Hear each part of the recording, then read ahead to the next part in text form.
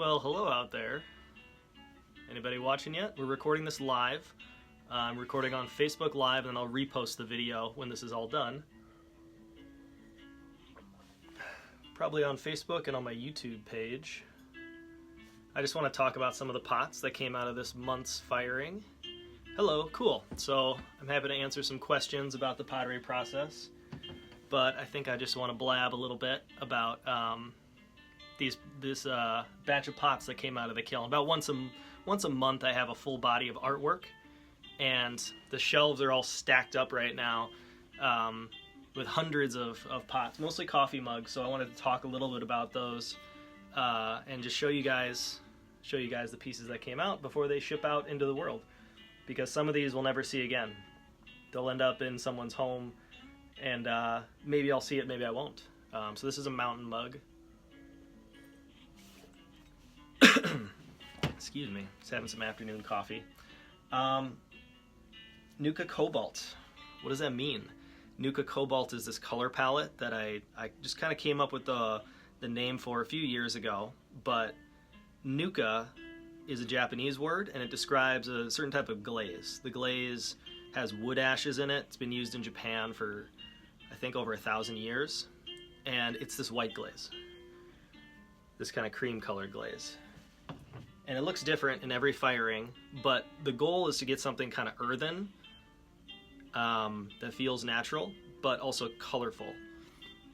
So this was one of the first versions. I think 2 weeks ago is when this pot came out of the kiln. And I wrote a newsletter today about the difference between these two pots. I mean, can you tell the depth? This is like a satin surface. This is iridescent, is what I'm calling it. So it's hard to describe with words, but this is what I'm after. Maybe not as dark as this, but see how you can peer into this glaze, kind of like an opal. Like it has depth. That subtle difference between this and this only happens with one coat of a clear glaze that I put on top, but the difference is huge when you look very closely at the pots. These little bubbles right there, they completely melt when I put that coat of iridescence over. So you can still see remnants of them, but see how much more depth this glaze has? So that's what I've been going for a long time. Like, I'm super excited about these pots because I haven't made these, for instance, probably 2012, 2013, because I was having a lot of this kind of dry, bubbly surface, and it was a little more yellow, not as white, and the bubbles started to be a really big problem. So this is probably 2 years in the making to get back to exactly how the colors pop. And to me, it's a huge difference. People seem to like both, but the difference between that and this, to me, it's huge. And to my art, it's a huge, huge difference. To get these two different types of color variation just by brushing the glaze on and having it melt together, and having a drip but not drip too far. Even having drips as opposed to, this is kind of flat. So anyways, I'm just really excited about that. So I'm testing out a new type of video. I'm calling these conversations. And I know it's mostly just me talking, but I've got some notes here. I just thought I'd talk about something interesting, and I have a theme for each one of these videos where I'm not throwing pottery. So this is the second one I've done. The first one was about authenticity. This one, I'm going to call it the problem with cheap mugs. I've written a little bit about this, but when I started making pottery, I think it was 13 years ago, I had some mugs at my high school graduation party. And I had maybe 100 pots there, and the set of 4 mugs, and they all matched. They all looked like each other. And one of my friend's moms wanted to buy them. And I told people, like, I'm not selling anything. If you want to come to my high school graduation party, you can leave with a pot. I just gave it all away. And she was really adamant about wanting to buy them. And I was like, okay, that's interesting. But I didn't think they were, I wasn't selling them to anybody. So I was like, no, just take these 4. But then when I got to college, I was like, what is about mugs? It's like, I don't know if it's just a Midwestern thing, but it seems like people can never have enough mugs. We don't always have matching plates, but we can have a one-off of a mug. Well, by junior and senior year in college, when I put up my show in a gallery on the campus, and it was right before Christmas, and I just invited people, and I had a lot of mugs there. I had a lot of variety, but it was the first time I thought, like, okay, maybe I might be able to make a living at this. I sold like $1,000 worth of pottery, and I was like, oh my gosh, this could be real. And so when the prices were like $22, $18 for a pot, and I was a student, so that's totally appropriate. But when you start to 2010, that was 2008, 2010 I graduated, it's 2019 right now. And we've been doing this for 9 years, making pottery, and you put a price on your babies, these things you pour your heart and soul into, and then you show it to the world, and the world critiques your price. And in my experience, if you're gonna price things cheaper, of course they're gonna move faster, but it's not right. It's not the right thing to do, especially when you're making things with your hands. You need to have respect for your joints, your wrists. You think a lot of potters might have carpal tunnel, but actually a lot of them end up having bad backs from all the heavy lifting, because clay is just so hard on your body. When you're moving thousands and thousands of pounds, it doesn't seem like much when it's one coffee mug, but 1 pound for one coffee mug, that starts to add up when you have 400 of them every single month. So anyways, that's the theme of this video, is the problem with cheap mugs. I guess that's just my opinion. But I've been thinking about it since high school, since like 13, 14 years ago. One of the potters who really inspired my work, his name was Shoji Hamada. Shoji Hamada started this studio in Japan, in this tiny little town north of Tokyo, Japan, just out in the sticks, in like the 30s, like the 1930s. And he had this wacky idea that he would just this was during what? This was like after World War I. I think it was during World War II. And he's like, I'm just going to go off into the woods, and I'm going to set up a pottery studio, and I'm going to dig clay out of the ground, and I'm going to do it like potters have been doing it for like thousands of years. And he started this studio, and in this tiny town, and slowly more potters came. Potters came to work with him. Potters came to set up their own pottery studios. And fast forward about 10 years, and he became a Japanese national living treasure, 1950, 1955, somewhere around there. That's like, in the United States, that's like when Bob Dylan got the Medal of Freedom from Obama a few years ago. That's what that's comparable to. Well, a couple of years ago, I went to Japan, 2015, getting my centuries mixed up, and I sat and had tea with his grandson, Tomo Hamada.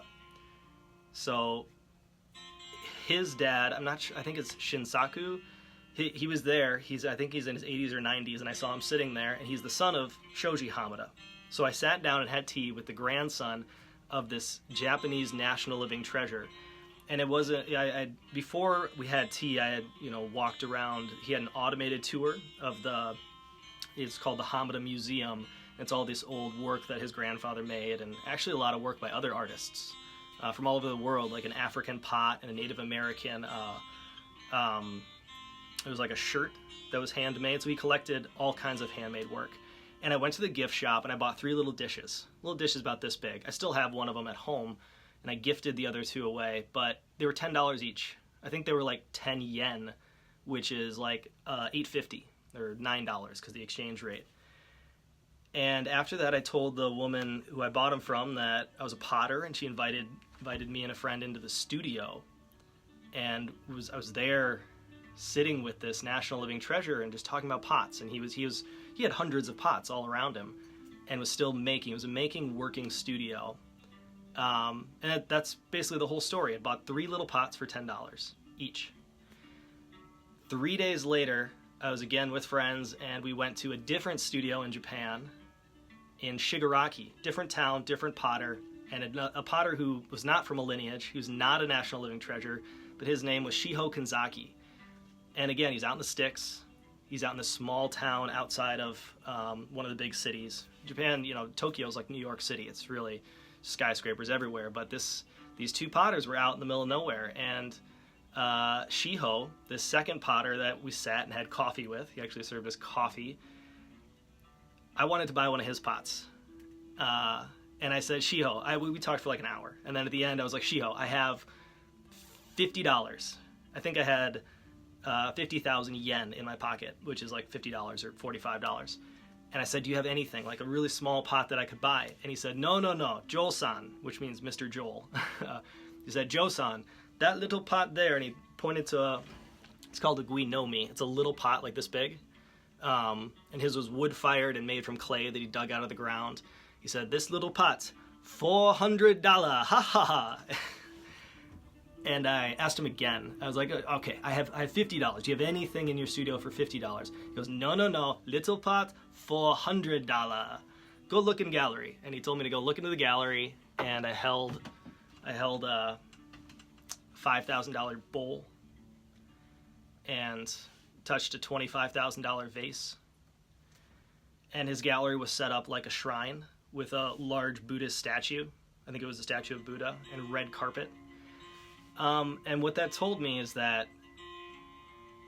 those two experiences, buying 3 pots for $30, buying 1 pot for $50, or trying to buy 1 pot for $50 and not even be able to get to 1/8 the price. It told me that both of those systems work. Both of those pricing structures work for those potters. And I've tried to take that into my work. So when I have these 2 pots, these are 2 different price points, because to me, this is not worth as much as this. The iridescence is worth more, so I price it higher, and I price this lower. And both of those are okay as long as you're authentic, as long as it works for you. But what did I say? I said there's a problem with cheap mugs, didn't I? So I'm going to tell you one more story about that. It's about my teacher, who walked into a studio. He graduated from college and walked into a pottery studio because he was looking for a job, didn't know what to do. Studied art just like I did, and he went to this store. I'm not going to name the name of it, but it's a production pottery studio. They'll pay potters $10 an hour, and you just sit and you throw pots all day. So one potter will sit on the wheel and make bodies for coffee mugs, like the cylinder, 300 of them all day. A different potter, if you want to call him that, potter, would make handles. Pull handles or extrude handles and attach them. And as soon as you're done for the day. But you need to do 300 a day, every day. For the Renaissance Festival here in Minnesota, they sell 15,000 of them per year. And he walked in this store. They have a stamp on them. They're all the same. And he saw what the potters were doing, and he walked out. And he said he just hated the work. He thought it was crap. He didn't want to pump out crap all day long. He studied art. And so this was just tearing his soul apart. Like he just didn't want to work there. He didn't want to, after spending all this time studying aesthetics and how to make beautiful, interesting objects that we surround ourselves with, he couldn't wake up and pump out crap for $10 an hour. So he went to a different studio. It's called the St. John's Pottery. And he ended up spending another 4 years there. He walked in, and I think 7 or 10 days later, he had an apprenticeship, which is unpaid, and spent 4 years there, kind of like a pottery education, after already being at a 4-year school. And basically did that because he saw the pots, because he saw the work and was like, wow. The work had this wow factor. And they dig their own clay out of the ground. They fire with wood. No 2 pot is identical, even though they can sit and make. Richard Bresnahan, the potter at the St. John's Pottery, one of his tasks when he was studying under a Japanese potter was to make 500. In his book, it says 500 of these every single day. I think a little bit bigger. They were teacups. 500 a day, every day.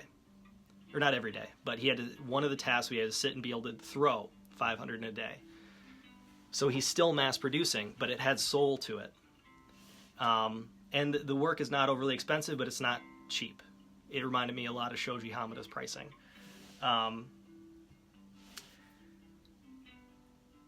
So I studied under Sam, basically. Sam studied under Richard. Richard studied under a Japanese potter. Does that kind of make sense? I spent 4 years in college studying under this potter, who spent 4 years studying under another potter, who spent 4 years studying from a Japanese potter from 13 generations of making pottery. That's like about 1,000 years.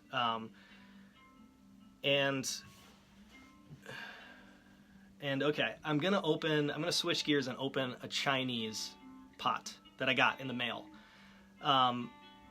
Again, the title of this video is The Problem with Cheap Mugs. So it's just something that I believe, that art shouldn't be cheap, but to me, mugs are art. So when we talk about mugs that exist anywhere in the world, whether, you know, that diner down the street from where you live, or one of the big box stores that sells them for $4 each, I think that's a problem when they're that cheap. At the same time, people are always complaining about my prices, the prices that we need to live when we're making art. And I hear you. I mean, when I was visiting Shoji Hamada, I couldn't afford that $3,000 bowl that I was able to hold, and I was lucky enough to experience. I had to fly halfway across the world to do it. But I complained a little bit because I want to experience his work, and I'll never get to because I can't afford it. I actually have one of his pieces that I got from through a friend for like $100, which is still really expensive. But for the first time, I was always vehemently against, it's not a mug actually, I was against anything that was made in a factory. Because that story that Sam told me, I just didn't want to like spend my life filling the world with more mass-produced crap. I love mass production, I love to make things over and over again. Hence the hundreds of pots every month. But I didn't want to have my mugs made in a factory in China. Even when I took entrepreneurship in college, my entrepreneurship professor takes students, the entrepreneurs, the e-scholars, to China and to Silicon Valley. I wasn't part of that program, but he was like, Joel, I have some connections at Chinese factories. Do you want to talk about that? And I remember just being an art major punk in college and saying to him, like, you know, Paul, this is like the opposite of what I do. And now I just feel foolish saying that, because obviously he's just trying to help. And so many of the things in our lives are made in factories. So I decided to bite the bullet. It's been about 10 years since that conversation with Paul. And I feel like I'm still making work that has soul, work that I need to make. And I'm pricing it for fair prices. That's what I believe, because I've done the math, and this is just what it takes to make a living as an artist. But I did buy a pot from China, from a Chinese factory for the first time, and I want to open it on camera for you guys. And of course, it's the start of a conversation of whether or not Cherico Pottery will sell work that was made not by my hands, that was made in a factory, mass-produced. The way I decided to go about that was I decided to start with luxury. I decided to start with the most reverence I could from the pots and the potters, if you want to call them that, who work at this Chinese factory. So I picked a pot on their Instagram. They have an Instagram page, and it's just gorgeous. And it's called an oil spot glaze. It's similar to the cosmic mugs. How do I not have a cosmic mug within reach? This is a family of glaze called oil spot. It's black, but you can get this depth of layering glazes on top because the nature of this glaze, it's called an oil spot glaze. So I asked this factory, well, I saw their photo, so I knew it was oil spot, and I said, I'd like to buy that pot. And they said, well, you know, we can make 1,000 or 5,000 of them for you, and it costs this much for a mold, and then we can make 5,000 or 10,000. I mean, that's how these factories operate. But I said, no, I want, actually, I don't even think I asked. They said, we have a master potter who can sell just one-off retail, not mass-produced. And they're $250 for one bowl. I think it was $200 plus $30 shipping and custom, $230 from a Chinese master potter. And I said, that's what I want. I said, I can afford that. I want your best pot from your best potter, the most craftsmanship, and I want to see what you can do. I don't want 500 mugs with low prices, because I don't believe I think it's just me crap that's pumped out. So without further ado, I was not disappointed at all. It was very small, but this is from one of the Chinese master potters who obviously is part of this Chinese factory. And so much like Shiho Kanzaki's pottery, I've seen how his is packaged. I have his box right up there. It has a seal with this pottery. I think this is not, his is wood, balsa wood. This one, I think it's, It's nothing traditional. It definitely looks new and sleek. Huizan, I don't speak Chinese, but Huizan Hai. Huizan Hai. There's 2 Z's, 3 H's. Huizan Hai. And a design on the front. And they sent me 2 because I think they're still trying to, how stuff in China is made with a billion people is it's made 10,000 at a time. So they're still trying to basically push their mass-produced work. So he said I'm going to throw in 2 pots. One that is one of their mass-produced pieces, which I'll show you later. But the one I'm interested, this was wrapped in bubble wrap and it came from the other side of the planet. Isn't that crazy? So, nice pillow. And this is the one, the $200 bowl from the Chinese, what they said was a master. So it's wrapped in cloth with the same symbol that's on the outside of the box. Plush. Try not to drop it. And it's an oil spot glaze. I'll post their Instagram at some point because their Instagram is phenomenal, and that's how I found them. And they were sharing what looks like authentic, real processes of ceramics that are really technical and not just mass-produced crap. That's what drew me to them in the first place. How much was the Chinese pottery? We're taking some questions here on Facebook Live, but I'll repost this on YouTube in case you're confused. $200 for this little bowl, made by, I mean, the glazing on it is phenomenal. I'm going to try, sorry I don't have an HD camera, but I'm going to try to just show you some of the detail. These big silver oil spots, and also this texture. There are 2 different colors here. I'm not sure if you can see it, but there's these kind of spines of, see a little more on the inside of color. That Can you see how it's slightly different color coming up? So imagine this glazed surface on a coffee mug. That's the only reason I'm having this conversation. But I'm not convinced that they can do it at a low price where it's worth buying a lot from China and putting my name on it. I'm just not convinced that the consistency can be there. Okay, so before I sign off, I guess the music's over, so it might be just time to sign off. Any questions? Any questions about the pottery process? I'll show you one more. This was the mass-produced one they sent, which actually is interesting because it's a lot like my cosmic mugs. And you can't see, but there is a shimmer to this when you shine a light on it, but still it just looks brown. So I'm not convinced that the quality necessary to convert a Chinese glaze factory style into mugs that are actually worth mass producing. I'm not convinced it can happen yet because these are vastly different pots. But I'm open to the conversation. So that's it. Those are the 2 pots from China that I have. You know, way different from what I make. You can actually see fingerprints in here.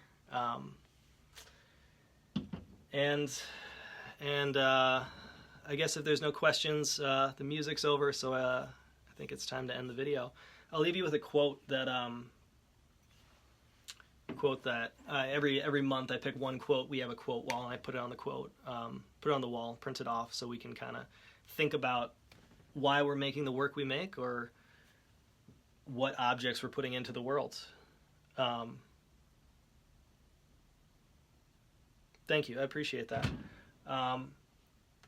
So the quote I picked for this month is, "The key is to service the core audience first, and to do so in a way that does not alienate the others. Only then can you emanate outwardly from the center." And that's a book about making things that last and creating things. And my core audience are people who believe that handmade things have value. Jericho pottery. Pottery is made with your hands. Is this pottery, or is it just something cheap? I'm not really sure yet, but that's what I'm thinking about.